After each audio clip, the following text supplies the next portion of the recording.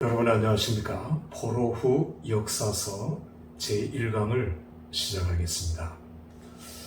우리가 지난 학기 때 포로 전 역사서 그리고 포로 후 역사서, 바벨론 포로가 이스라엘 역사의 분기점이라는 설명을 제가 드렸죠. 우선 역대 상하 그리고 포로 전은 열왕기 상하, 그리고 포로 후는 역대 상하. 우리는 이 차이점을 주의 깊게 살펴보아야 합니다. 열왕, 역대, 그래서 열왕기 상하에서는 북쪽의 이스라엘 19명의 왕과 남쪽 유다의 19명의 왕, 역대 상하에서는 남쪽 유다의 19명의 왕에 대해서만 기록이 되어 있어요. 북쪽의 왕들은 조금밖에 기록을 해놓고 있지 않습니다.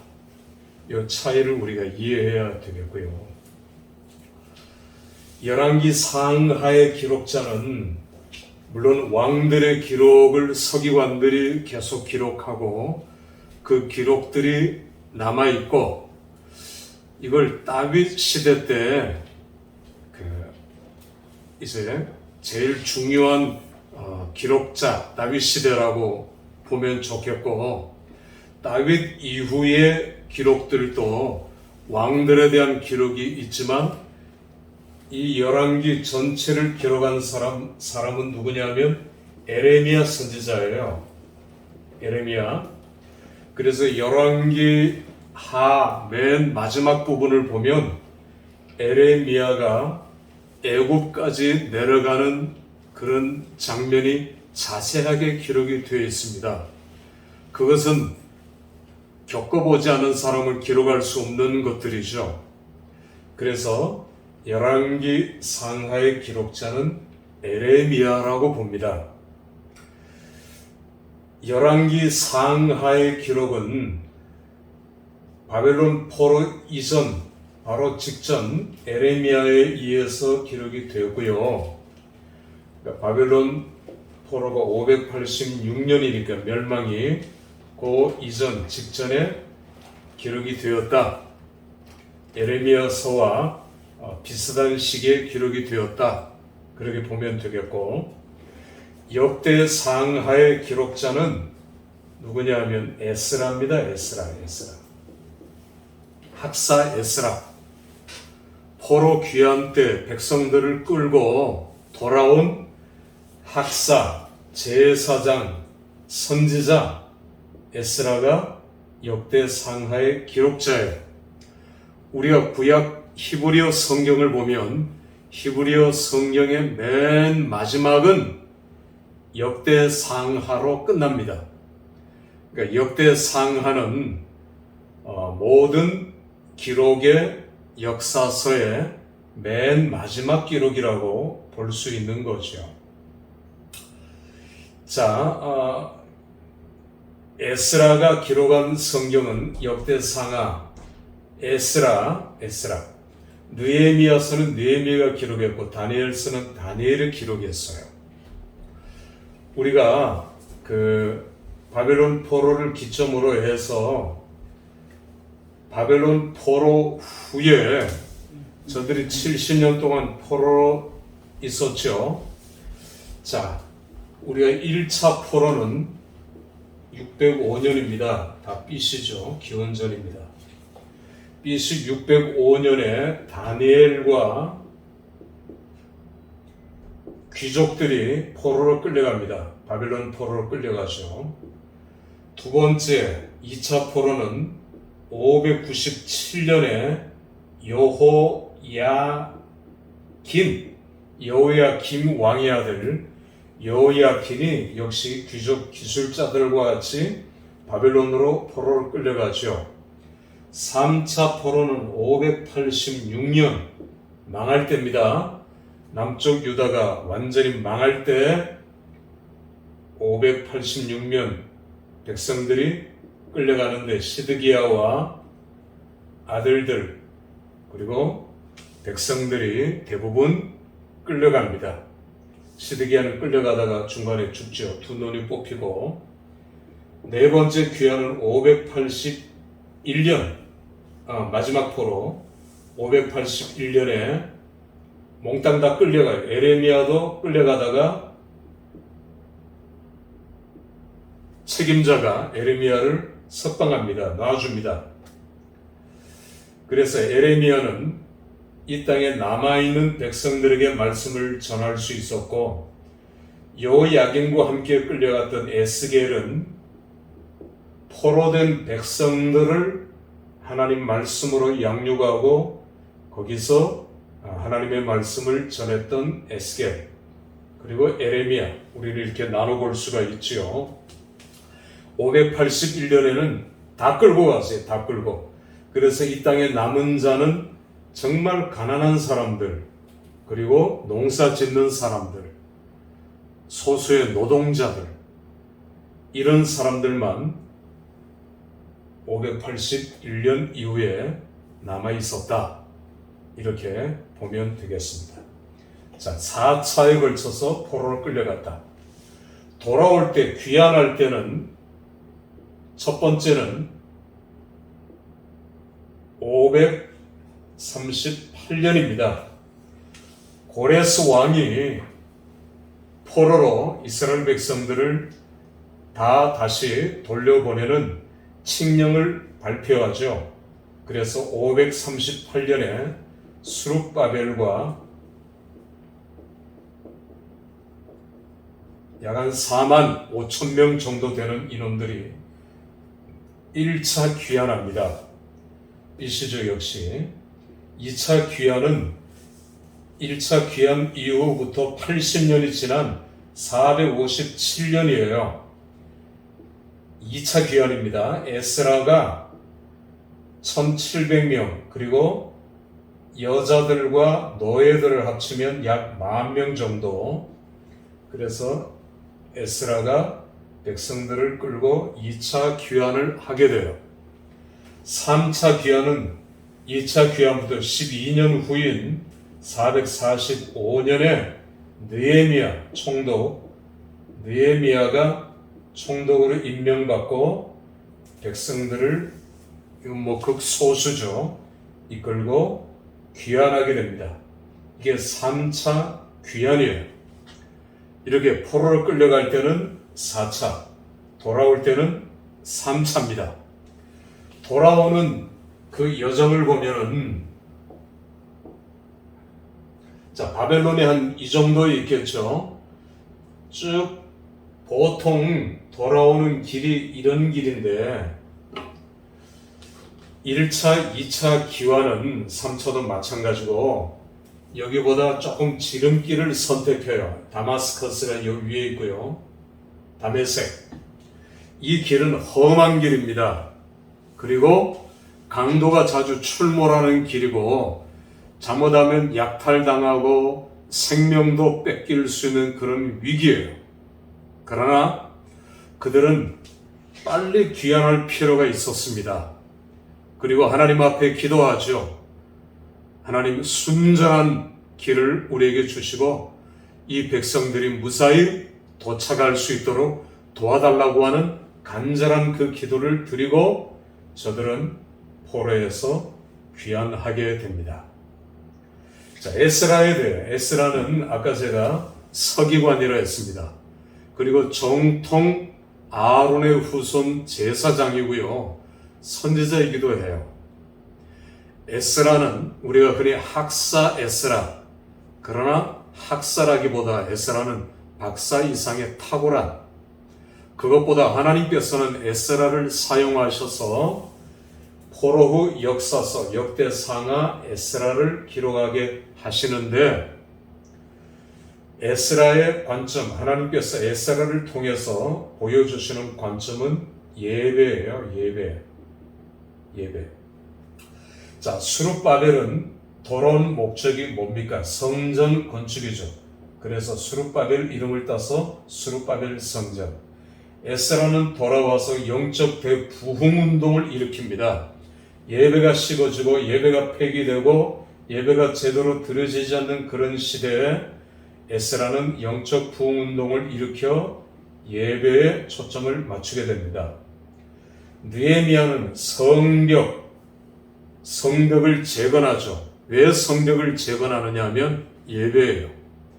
방해를 받지 않고 적의 침략을 받지 않고 예배를 온전히 그리고 예배를 기쁘게 드릴 수 있는 그런 공간, 예루살렘 성벽을 완성하는 사명이 느헤미야의 사명이었어요.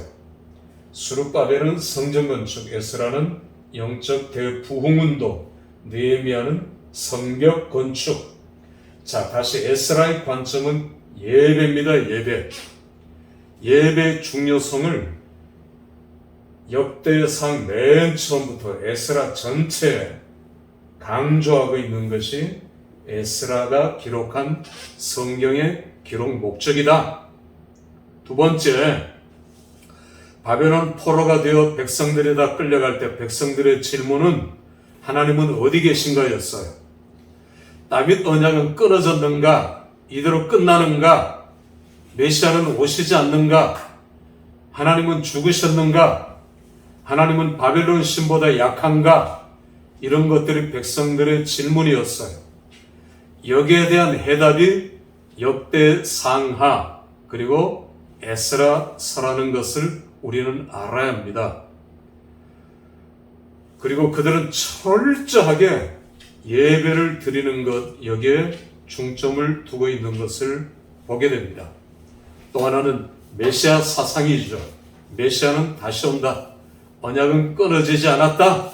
다윗 언약은 계속해서 이어진다. 이것이 역대기를 기록한 목적이라는 것을 우리가 이해할 필요가 있습니다. 자, 이제 우리는 역대상 포로 역사서 첫 걸음을 떼겠습니다. 역대상 1장 1절부터 족보가 나와요. 족보. 마치 창세기 3장 4장 계속 나오고 있는 족보와 비교할 수 있습니다. 그런데 아담부터 시작하는 이 족보, 새로운 시작, 새로운 출발인데 이 족보는 구속사적인 족보예요. 창세기 족보는 그대로 기록했지만 역대상의 족보는 그래서 1장 1절에 가인의 계열, 가인의 계보를 과감하게 생략해버립니다. 빼버립니다. 이건 인류 절반 이상을 빼버리는 거거든요. 뭐냐면 제가 구속사라고 했죠. 구속, 하나님의 구원, 구속에는 선택과 유기가 있어요. 유기. 하나님께서는 어떤 사람은 택하시고 구원하시고 어떤 사람은 유기, 버리셨어요. 패하셨어요. 그러니까 가인은 유기, 패한 겁니다. 하나님은 가인의 족보에 대해서는 관심이 없어요. 그래서 끊으신 거예요. 너무하다고 생각될 수 있지만 이게 구속사입니다. 구속사. 우리는 구속사를 이해해야 돼요. 물론 하나님께서는 세상 모두를 사랑하시고 세상 모두에게도 다 일반 은총, 일반 계시를 주셨어요. 그러나 구원은 선택과 유기로 나뉘어진다는 것을 우리는 이해해야 합니다. 이것이 역대상의 족보입니다. 역대상의 족보는 줌 앤 크로저 기법. 자, 줌은 좁히는 거죠.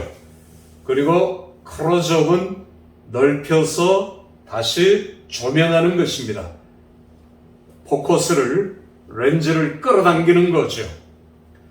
자, 당겼다가 밀었다가 이런 것이 성경의 족보의 기록이고요. 족보뿐만 아니라 성경의 기록 방법이라는 것을 히브리인들의 의식구조라는 것을 제가 설명을 드렸습니다. 자, 그래서 이 족보를 보면은 제일 중요한 족보는 다윗의 족보입니다. 다윗의 후손. 다윗의 후손을 얘기하려고요. 유다의 족보를 얘기하면서 헤스론을 얘기해요. 헤스론의 아들들. 자, 이게 2장에 나옵니다. 자, 그런데 우리가 유의해서 살펴볼 것은 헤스론의 아들들 중에, 자손들 중에 갈렙이 있어요. 갈렙. 헤스론의 아들 갈렙. 그런데 이게 2장이고 4장에 보면, 4장 15절에 보면은, 여러분 제가 강의할 때 성경 구절이 간혹 가다가 다 맞지만 간혹 가다가 틀릴 수 있어요. 워낙 많이 나오니까 이해하셔요. 제가 옛날에 교회에서 설교할 때는 아브라함을 설교하다가 아브라함을 야곱이라고도 그랬고요. 그런 교인들은 다 아멘하더라고요. 손 들고 목사님, 지금 아브라함 얘기하다가 왜 야곱 얘기하십니까? 그럴 수 있거든요. 늘 그러면 이게 치매나 이런 거지만 간혹 가다 그럴 수도 있는 것입니다. 여러분들도 제가 혹 성경도 잘못 적을 때도 혹 있을 수 있어요. 아마 지난번 이제 그 사무엘 상을 사무엘 하라고 29장 30장 그렇게 제가 급판에 적었는데 제 실수예요. 그러나 여러분들도 이해하시고 강의와 교재를 비교하면서 공부를 반드시 학습을 하셔야 합니다.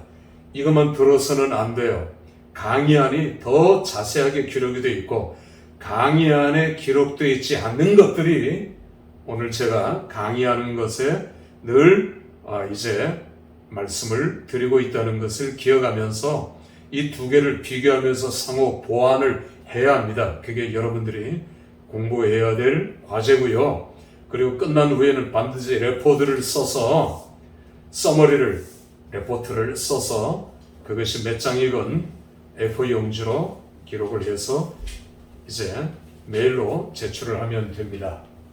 4장 이제 15절에 보면은 여분네의 아들 갈렙 이렇게 나와요. 자, 동명이인입니다. 이 동명이인이라는 사실을 모르면 오해하게 되고 성경을 뒤죽박죽 이 앞에 나오는데 이 뒤에 또 나오는데 이게 뭔가. 물론 역대상하는 특별히 역대상 족보는 연대순이 아닙니다. 뒤에 게 다시 앞으로 끌어당기고 이렇게 해요. 다윗부터 나갔다가 다시 헤스론 이렇게 유다 쭉 나가다가 다윗 그러다가 다시 또 앞으로 또 와요. 그러니까 우리가 이걸 제대로 알지 못하면 족보에 대해서는 계속 연구해야 되겠지만 오해를 살 그런 여지가 있습니다. 헤스론의 아들 갈렙, 여분네 아들 갈렙. 그런데 헤스론의 아들 갈렙의 딸이 악사예요. 여러분 여분네 아들 갈렙의 딸도 악사예요. 한 200년 차이가 있습니다. 이제 이게 본인 이름도 동명이인이고 딸 이름도 동명이인이에요. 그러니까 이런 경우들이 많아요. 내가 존경하는 사람 혹은 내 조상 이런 사람들 중에서 그 이름을 본따서 자기 이름과 후손의 이름을 가질 때가 종종 있는 것을 우리가 보게 됩니다. 바로 이런 경우죠. 헤스론의 아들 갈렙, 여분네 아들 갈렙. 그래서 자기 딸도 이 갈렙의 딸의 이름을 붙여서 악사라고 이름 지은 것을 우리가 특별히 이해할 필요가 있습니다. 자, 줌 크로저 기법으로 기록되었다는 걸 우리가 이해하고 1강의는 여기서 마치겠습니다. 감사합니다.